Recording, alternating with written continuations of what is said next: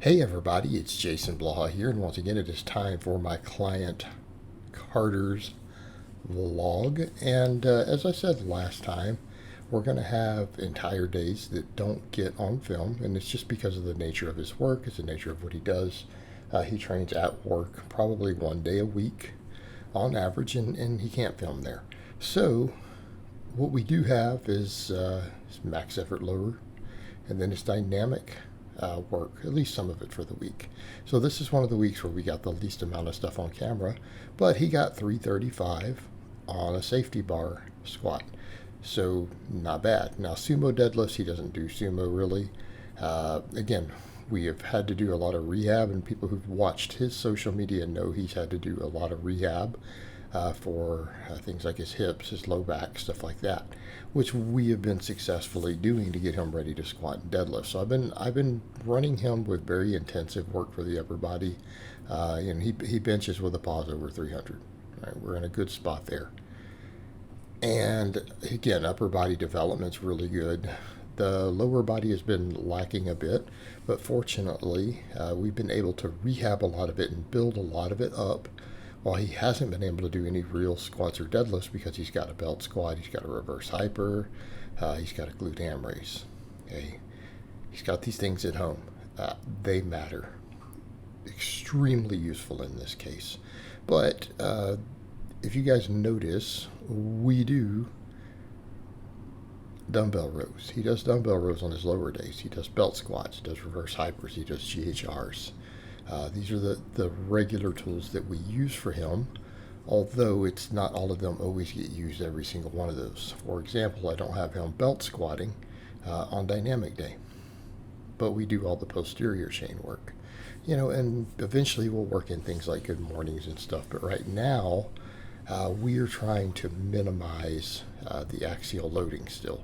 Right, we want to use these other tools that are traction-based tools in order to keep building his lower body, stuff you guys see me do personally. And we're only going to do very conservative max effort work, and then we're going to do speed work, right? And that's how we do it. And again, we're working that wide stance. Now, for those curious why we do that, because he can, number one. And he was shocked when he went to sumo. He's like, wow, I didn't think my sumo was going to be, that weak. Given this wider stance work, I'm like, yeah, it's just the way it is. We're going to have to build those things up, and it's going to take a little bit of time to do that. It's going to take time to do that, and that's okay. But notice he is able to get pretty wide now on this stuff, and we may have to rotate it a little bit to, again, keep his hips healthy. Right? We've got to keep his hips healthy. But fortunately, we're able to do most of this stuff fairly pain-free. He did notice this week, though, on the sumo, he's like, it felt a little weird in my hips. So this is an area that's still, a little fragile for him, and we're going to have to keep strengthening it over time. All right, after he does the dumbbell rows, he does the belt squats. We then go on to glute ham raises and reverse hypers. All right, this is what we do for him. And I think this kind of highlights the benefit of having a lot of these tools. All right, it highlights the benefit because people get hurt, they get injured, they get hurt at their work, they get hurt in sports, they get hurt lifting. Having access to all these tools puts us in a good position for these things. Having all these specialty bars, again, we can avoid overuse. We can avoid a lot of the problems that people have out there by having this stuff. And he's a big home gym guy. And this is one of the reasons that I tell people out there, if you don't have access to a really serious gym in the long term, a home gym is the way to go, right? Particularly after all the lockdowns and stuff we had. And, people will say, well, I can't afford that. I can't do this. It's like, well, you've got to make it a priority over time. And when a lot of the younger kids come in, and younger kids, I'm talking about even you guys, you're 24, 25 sometimes. I call you guys kids. No offense intended. But, if you're 20 plus years younger than me, you're a kid to me.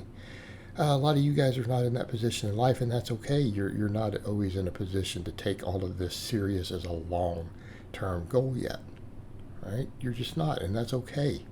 We all start somewhere. But one day, you guys are going to be at a point where you've been training for 10 plus years. All right. And you're going to come to a point where it becomes a serious enough part of your life, potentially, that investing in good home gym equipment might be worthwhile. Might be worthwhile. And, again, worth doing. Cost of gas out there. Traveling longer distances these days can get real expensive if you have to go far to get to a gym with all this stuff.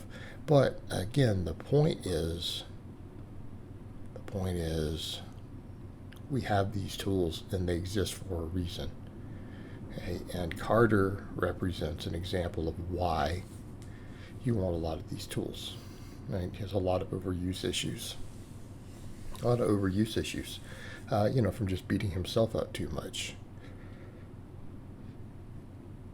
So we go on to speed work, and I think he did a bunch of the speed benching all in one clip, and I just left it. So for speed bench, obviously he's going pretty light. We're going to start working on chains this next block. All right, so next block we're going to get chains in if possible, and we're going to take it from there. But I want to start using his bands and chains more. Again, we do run into the issue of having to work around, what he has at work, what he can take with him on some of those days. So that can make things a little complicated. For this lifter. But for the speed bench, we do a third of his sets wide, a third of them medium, a third of them close, which is my standard protocol. It's also the standard West Side protocol. The exception is people like me and a couple of my lifters who only close grip. All right, examples would be someone like me, someone like Michelle. They don't do it this way. Carter, Mike, Emma, all these people, we rotate these grips.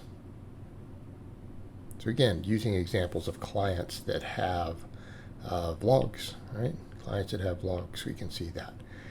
But of course, his benching is his best. He's good at pull-ups. He's good at benching. He's good at all these things because his upper body's not injured. It's not hurt. And even then, we rotate stuff. We rotate his movements around. I give him the option of doing lat pull-downs if his shoulders or elbows or anything are slightly bothered. We can do different grips on the pull-downs. Give him the option of rotating bars. I don't always prescribe for him, hey, we're going to only use this bar this week for rep work. We let him do whatever he feels like sometimes on his secondary benching, whatever bar he feels like using. That's okay. We avoid overuse. Of course, on speed bench day, I have him right now doing dumbbells. And I like dumbbells for people who do a little bit wider grip benching. I don't use them as often for close grip benchers. I'm not saying we don't use them. Particularly if they're preloaded dumbbells at the gym, they can just go to a rack and set them up. We'll do them. Someone with a home gym where they have to do adjustable, maybe not always because there's more work. All right, there's more work. We can find other pressing to do. But in Carter's case, he's got the Bowflex adjustable ones. We just come in and knock them out, easy enough. But he's also not a close grip bencher. He is stronger at wide grip. His close grip's decent. I think he's up around 295 or so. But there's still a substantial gap between his close and his wide in spite of those big triceps. So, it comes down to people's individual leverages, right? Their individual leverages. So, speed bench day, he's just dumbbell presses. Got him doing some pull-ups. Given the option of pull-ups or lat pull-downs. And this week he chose to do some neutral grip pull-ups here, which works fine. Let him rotate these things, and then we finish off with a bunch of tricep work for the band press downs, which is for him his staple tricep movement.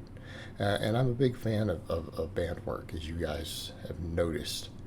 As you've noticed, and he does have a bit of a history of elbow inflammation, so we use that tool.